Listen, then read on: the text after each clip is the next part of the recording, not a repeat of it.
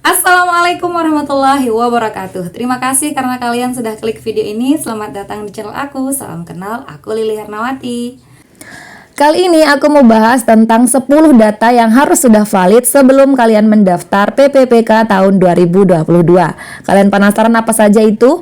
Tonton video ini sampai akhir. Tapi sebelum kita mulai teman-teman, buat kalian yang belum subscribe channel ini, yuk subscribe dulu dengan klik tombol subscribe kalian. Dan jangan lupa tekan juga tombol notifikasinya biar kalian tidak ketinggalan info-info terbaru dari aku. Terima kasih.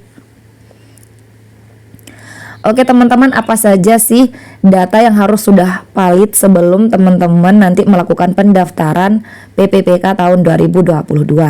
Nah ini dia teman-teman ya, 10 daftarnya. Yang pertama adalah kita langsung saja informasi data Dapodik. Nah ini udah beberapa kali Mimin ingatkan teman-teman ya, informasi data Dapodik harus sudah sesuai teman-teman ya. Nah informasi data Dapodik peserta erat kaitannya dengan data SIM PKMB yang penting untuk dicek kembali. Jadi teman-teman buat yang belum tahu gimana caranya untuk ngecek informasi data Dapodik, nanti silahkan cek di video aku sebelumnya teman-teman ya. Kalian tinggal masuk aja di gtk.belajar.kemdikbud.go.id teman-teman ya.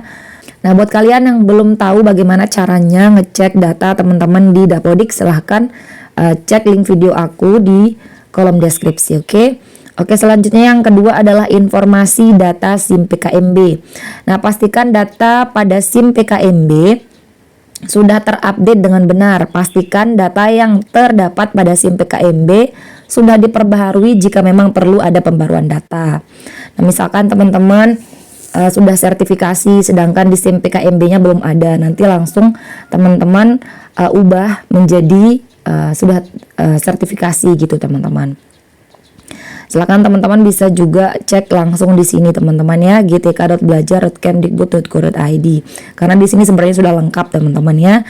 Oke, kita lanjut. Apa sih data yang ketiga? Data yang ketiga itu adalah NIK, nomor induk kependudukan. Nah, pastikan NIK yang terdapat pada KTP dengan informasi yang ada pada Dapodik serta pada info GTK telah sama teman-teman atau telah valid. Nah, biasanya NIK ini kalau teman-teman daftar online seperti misalkan daftar PNS, kemudian daftar PPPK itu kan pakai online. Nanti kalau sudah terdaftar, nanti biasanya langsung muncul nama kalian kalau sudah dimasukkan nicknya gitu. Nah kalau yang belum terdaftar biasanya nanti namanya tidak ditemukan gitu, merah. Nah itu harus diurus ke kantor camat teman-teman ya. Nah yang keempat NUPTK, nomor unik pendidik dan tenaga kependidikan. Ini juga harus sudah valid teman-teman. Nah terkait data NUPTK atau nomor unik pendidik dan tenaga kependidikan, jika melihat pada tahun sebelumnya memang tidak wajib punya teman-teman ya, namun ada baiknya peserta PPPK 2022 mengecek NUPTK-nya dari sekarang. Jadi teman-teman yang belum mengecek NUPTK silahkan dicek ya, meskipun kalau tahun kemarin tidak wajib. Kemudian yang kelima adalah TMT awal pengangkatan. Oke, terhitung mulai tanggal teman-teman ya, terhitung mulai tanggal awal pengangkatan. Ini terkait dengan banyak teman-teman yang nanya, ini saya sudah mengajar sebenarnya di swasta udah 3 tahun lebih, kemudian baru pindah ke negeri itu 1 tahun ini, apakah masuk prioritas 3 atau pelamar umum gitu teman-teman. Itu yang banyak yang tanya teman-teman ya.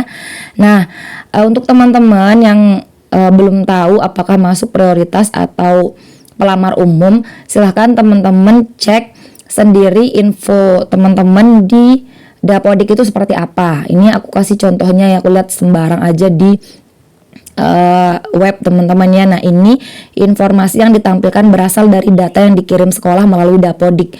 Jadi kalau teman-teman nggak tahu cara lihat data-data yang ini nih kayak gini, silahkan hubungi operator sekolah teman-teman ya. Nah di sini ada TMT SK pengangkatan. Nah ini mulai dari 3 Januari 1993, ini untuk contoh kita saja teman-teman ya.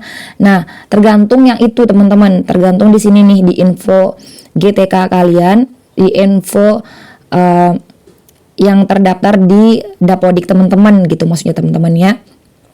Kalau SK pengangkatannya di Dapodiknya baru di negeri itu 1 tahun, maka kalian masuk prioritas umum.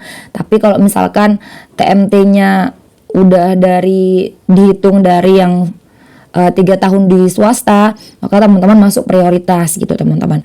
Tapi untuk yang besok ini Mimin juga belum tahu pastinya bagaimana teman-teman ya. Tapi silahkan teman-teman ke operator sekolah tanyakan bagaimana kejelasannya teman-teman ya. Oke, kita lanjut. Yang keenam tentang jenis PTK. Jenis PTK teman-teman ya. Nah, jenis PTK mengacu pada ijazah peserta PPPK 2022 seperti halnya jenis kepegawaian seperti guru yang memiliki SK Bupati, maka jenis kepegawaiannya yaitu guru honorer daerah. Sementara itu jika SK yang dimiliki guru berasal dari kepala sekolah, maka jenis kepegawaiannya merupakan guru honorer sekolah. Itu juga harus dipastikan teman-teman ya, apakah teman-teman statusnya guru honorer daerah atau guru honorer sekolah. Itu yang keenam. Kemudian yang ketujuh, tempat tanggal lahir. Tempat tanggal lahir juga hal yang perlu diperhatikan, di mana peserta memastikan bahwa tanggal lahir peserta PPPK 2022 sesuai dengan KTP dan ijazah. Hal tersebut sangat berguna untuk melengkapi data peserta seleksi PPPK tahun 2022. Ini dipastikan apakah tempat tanggal lahir yang ada di KTP sama yang ada di ijazah gitu teman-teman ya. Oke, kita lanjut yang ke-8 tentang jenjang pendidikan. Nah, ini ada syaratnya teman-teman ya. Untuk PPPK tahun 2022 minimal D4 atau S1 teman-teman ya jenjang pendidikannya. Nah, terutama bagi pelamar yang ingin melamar P3K 2022 yang termasuk pelamar umum, jika pada data Dapodik masih tertera lulusan D3, sedangkan saat ini teman-teman sudah lulus S1, maka perlu melakukan pembaruan informasi sebelum melakukan seleksi. Gimana caranya? Teman-teman langsung ke operator sekolah, bawa ijazahnya, nanti operator sekolah yang akan memperbaharui data teman-teman menjadi S1 atau D4 gitu teman-teman ya.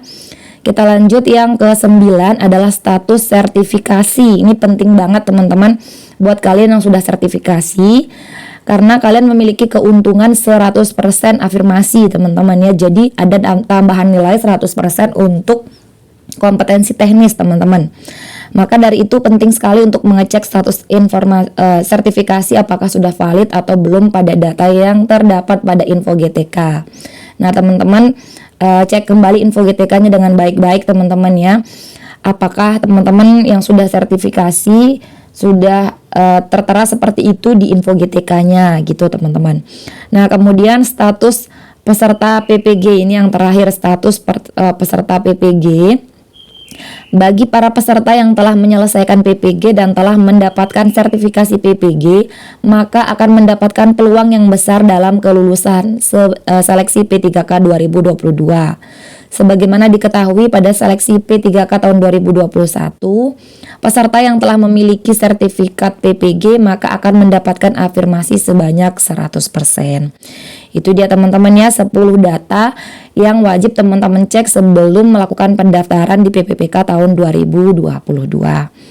Nah, itu dia teman-teman, silahkan teman-teman cek info GTK, info.gtk.kemdikbud.go.id teman-teman ya. Di sana teman-teman silahkan login.